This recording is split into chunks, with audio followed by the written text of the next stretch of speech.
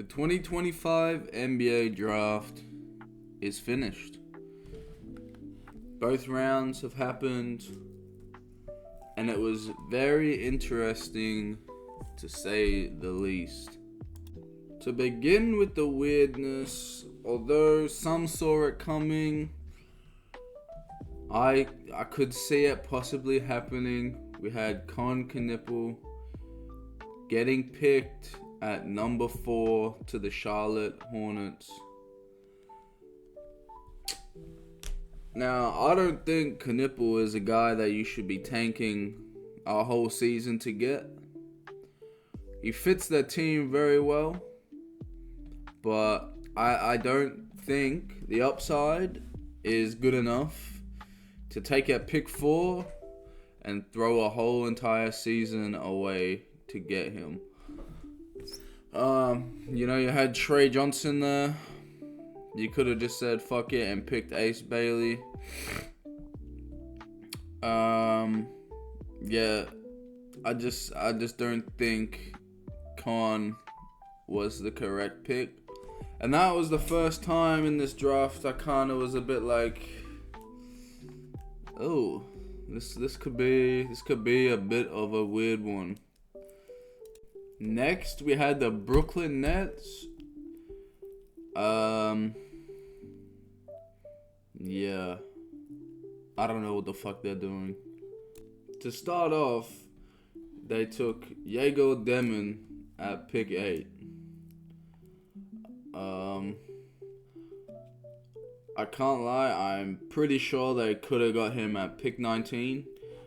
At the start of the draft, the start of the draft process, he was very high up on people's big boards and scouting lists, but he fell quite substantially, and it was just a weird pick. I don't think anybody saw Demon going 8, and I'm pretty sure no one saw Brooklyn taking him either. I thought Malawach or Noah Senge could have been the pick there, but that was the start of their weirdness here.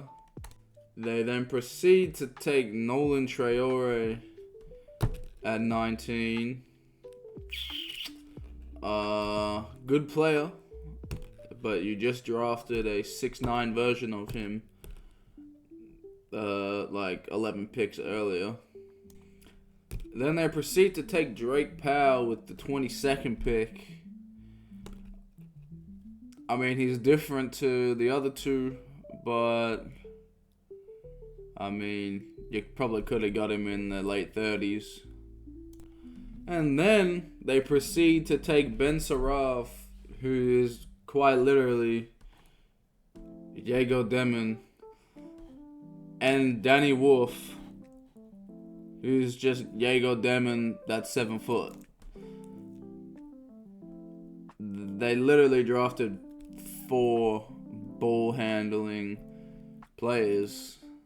Well, 4 ball handling players and 1 wing that doesn't touch the ball at all. I don't know how you get gifted 5 first rounders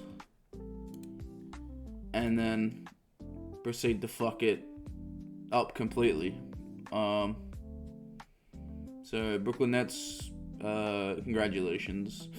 You have just solidified yourself as an absolute joke of a franchise. We then had a bit of a weird one for my Toronto Raptors at pick 9. I'm about 99% certain it was going to be Kamal Maluach or Carter Bryant with that pick. However, we took Colin Murray Boyles. We drafted the exact same dude last year in the second round. Murray Boyles, much better version of Jonathan Mugbo, but we didn't necessarily need him. Doesn't make that much sense. He's obviously a great player. I hear we're going into a bit of a defensive minded, just get a bunch of gritty guys on the court. That's what I've come to the understanding of here. He can play some small forward, power forward, and a very, very small ball five if we need. I'm not mad at it. I was at the time because I thought Malowach was, the consensus pick. Like, that's what everybody thought was gonna happen. He fell all the way to us. And then you took him. His jump shot looks alright. It's got potential. I feel like we can work a jump shot into him, just like we did Scotty, kind of. But it was just a bit of a weird one, Everybody was quite confused at this pick. Could have been worse. Could have been better. The Phoenix Suns is a team that absolutely just hit a home run in this draft. A+ across the board here. They took Kamal Malowach. They needed a center. They proceeded to trade pick 29 for Mark Williams. So you have two centers. Fixes their one problem, apart from a lead guard. But they have two 7-footers with mad wingspans, block everything, rebound, and they still have Nick Richards stashed away. You can't complain at all if you're the Suns.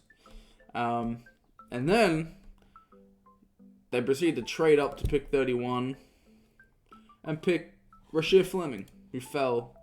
I'll talk about him a bit more later. But Rasheed Fleming to also stack up your power forward, small forward.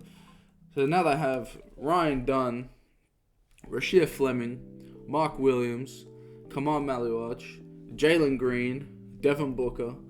So they've got all these scoring guards, and they've just in 2 days they've managed to surround them with defense. They got Dylan Brooks in the KD deal as well. So they have just stacked their defense completely. They're gonna be an exciting team if they keep Jalen Green.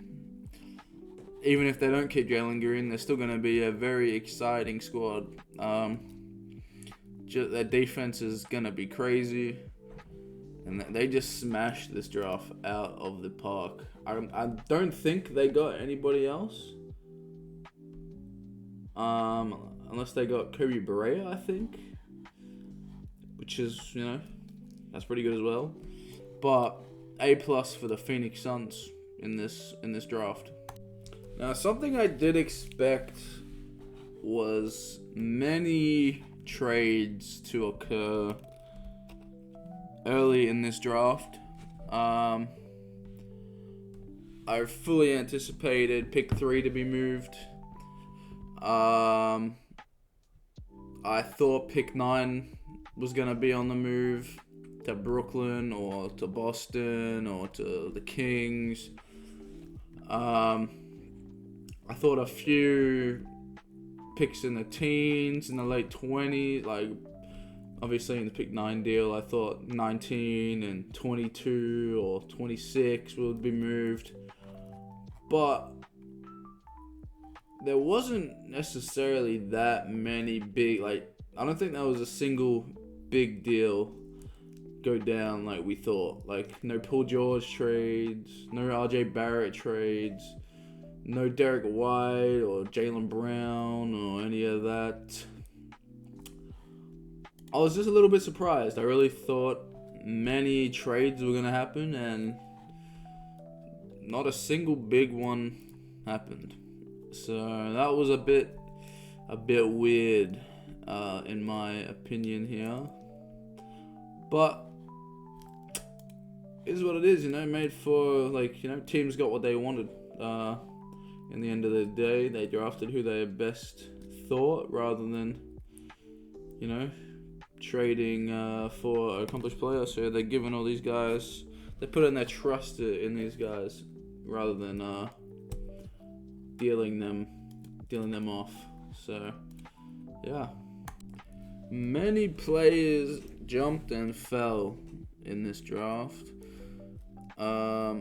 such as Diego Demon going pick 8. That was a bit of a shock. Everyone was like, confused. They probably could have got him at pick 19, and they decided, why not take him at 8? So that was a bit odd. The biggest what the fuck moment in the whole draft was the Portland Trailblazers taking Hansen Yang, or Yang Hansen, at pick 16. A guy projected to go mid to late 30s was just outside a lottery pick from a team who just took Donovan Clingan in last year's draft, who already has DeAndre Ayton and Robert Williams on the team. I like Hansen Yang. I was high on Hansen Yang, but that is probably the dumbest pick in many drafts. I cannot even lie. That was the biggest head scratcher I've had in months. We also had Drake Powell going pick 22. It's not that big of a jump, anything compared to Hansen Yang's seems fine at this point. But a few months ago, when this draft was getting a bit more heated up, Drake Powell, projected probably in the 20s, sometimes late teens, and then as it got closer, he fell. You'd see him mocked in the 30s. Some even mocking him in the 40s. But the Brooklyn Nets doing what they do. They took him at pick 22. Not the worst pick. I guess they probably just was doing something different than getting a ball dominant guard. That was just a few of the guys that jumped up. We also had many fallers. The biggest probably being Rasheed Fleming or Kasparas Jakučionis. We had Rasheed Fleming fall to 31, where the Suns scooped him up. Why he fell that far, I have no clue. I know many people who have him in their big boards top 10, early teens, and he fell to 31. He gets to be paired up with Ryan Dunn, so that's going to be a fun duo of just defensive menaces. Talking about Kasparas Jakučionis, pick 20. The Heat yet again just keep winning. That's exactly what they needed on this team. They didn't trade up to get him. They just got gifted and picked the obvious pick here, unlike some teams that just fucking passed up on everything that they needed. Kasparas Jakučionis is exactly, as I just said, what the Heat needed. They needed a lead guard to play next to, Tyler Hero or Bam Adebayo. Their last year's draft pick, who they got, I think pick 18 in Kel'el Ware. But they got the diming point guard who's just going to throw it up to them or dish Hero at 3. Like, perfect fit. Another faller we had was Maxime Renaud, the French fucking center. I thought he'd be late 20s, early 30s. He ended up going 42 to the Sacramento Kings. absolute steal for the Kings. They needed that.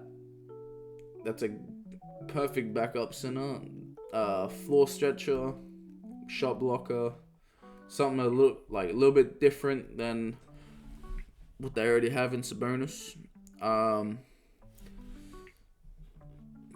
Good to have a few different playing styles, but I for sure thought he was going to the Celtics, considering they don't have a center. They just traded Kristaps. They could have just got Kristaps Light, and they picked Noel Pender. Well, the Magic, they traded the pick actually, but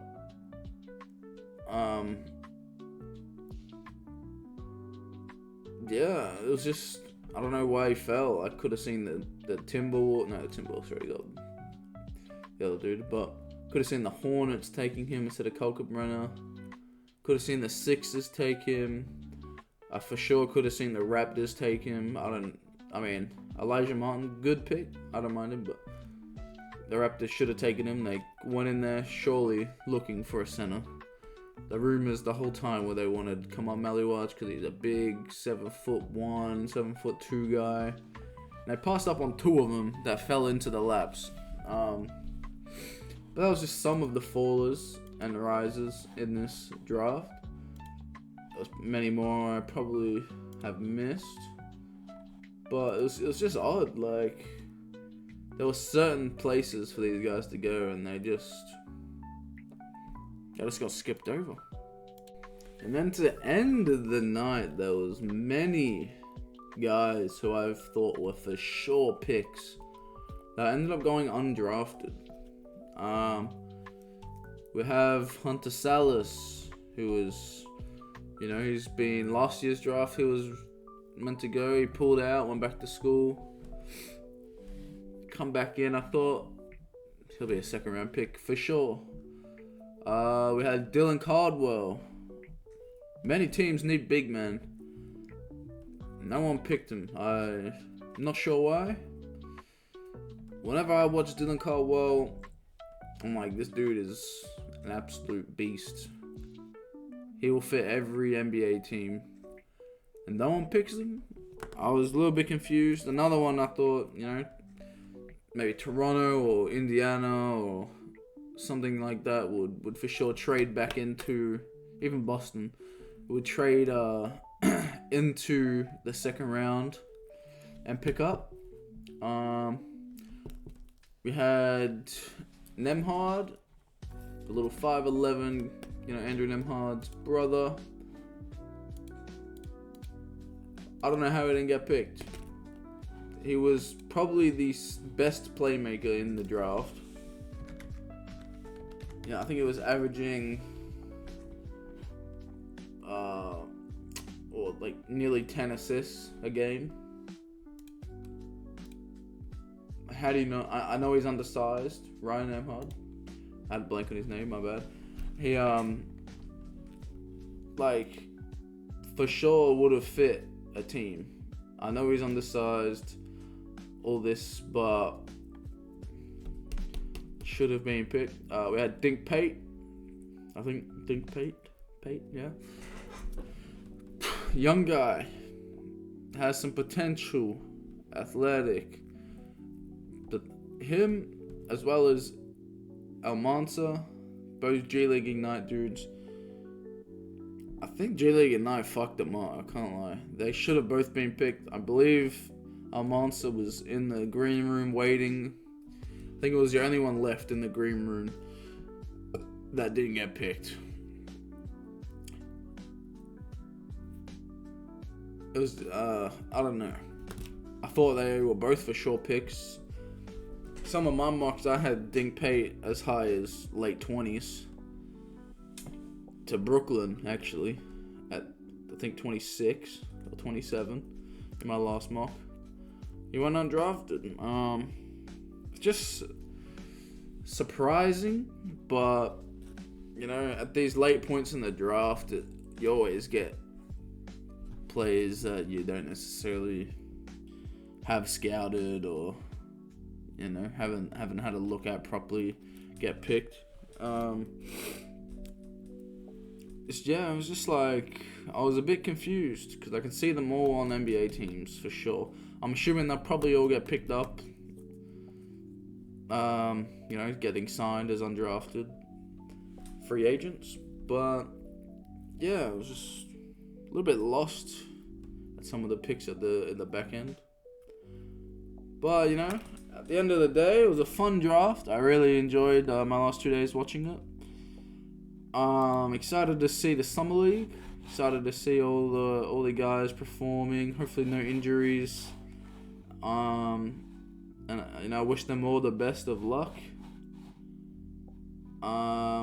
Excited, the 2026 draft. Let's get scouting for that. Way too early mock draft could possibly come out. Depends how deep I go into it. But yeah, it was a very fun last 2 days. Hope you guys all enjoyed your draft week.